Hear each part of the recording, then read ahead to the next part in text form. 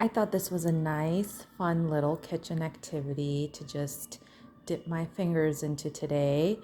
And I decided to go ahead and try the little black chickpea pate today. And really, no recipe, just, my creativity and really like a huge motivation behind me trying this little idea out was just maybe pure sentimentality in a way, and just like just being very mindful of the ingredients, the flavors, just like taking it all in, as simple as it is, but just how good it tastes, especially when it's going to blend into that legumy mass over there. So let's start with the main meat of the pate. And now, as many people already realize, pate originated in the French cuisine as more like a meat based pate, like blended up meats or livers or whatever to like be spreadable. And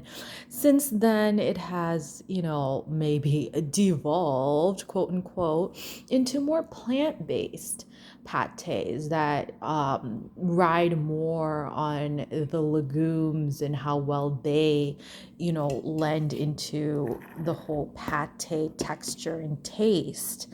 So here are my extremely finely minced red onions, which I think is an amazing flavor to go with any kind of chickpea or legume. And then I also decided to, give it a little bit of an earthy kick with some minced celery. Now I minced all the vegetables actually because I wanted to get a good blend into my black chickpeas.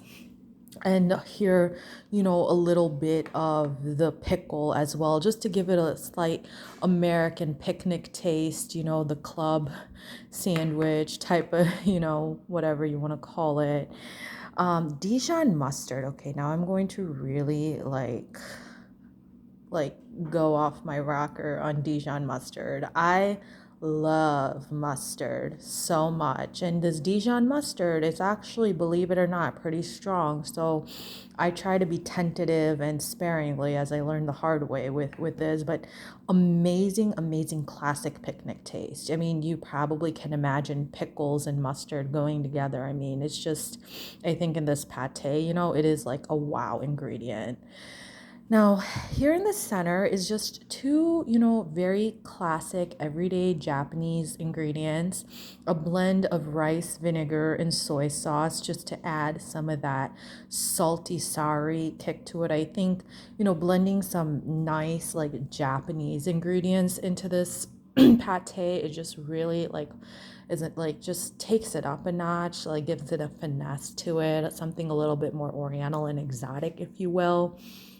But definitely. And then my spice blend here is just, a whole lot of garlic powder because I can never go low, or, I can never like cheap out on the garlic flavor, right? And then another interesting specialty ingredient called nutritional yeast. Oh yes, it is an acquired taste, but it's one I have acquired quite wholeheartedly. And so, I'm really loving this blend. There's some black pepper and some Icelandic volcanic salt in there and some regular sea salt, and just the whole blend, when I taste tested it, really kind of was reminiscent of my favorite popcorn seasoning. That is, if you're making the popcorn out of scratch, pop in the little, kernels in a pot, not the microwave prepackaged ones. So, okay.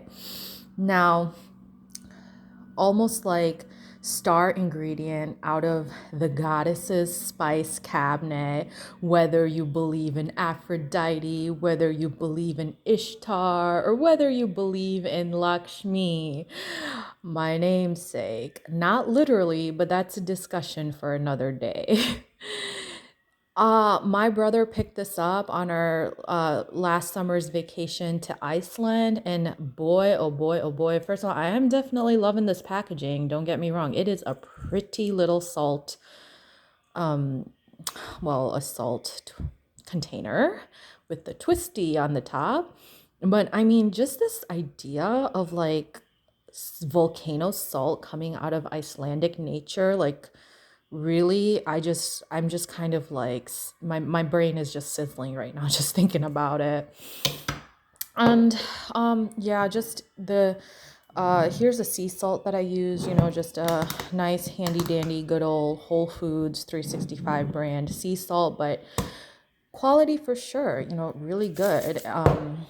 Better than just an ordinary old table salt. So I will be utilizing a bit of this. I mean, I did in the spice blend. And of course, I really, an Indian can never be an Indian without their lovely chilies, taking it up, taking the heat up those notches. And I mean, I really had to kind of contemplate, okay, what chili can I really add in here that's like in a dried form?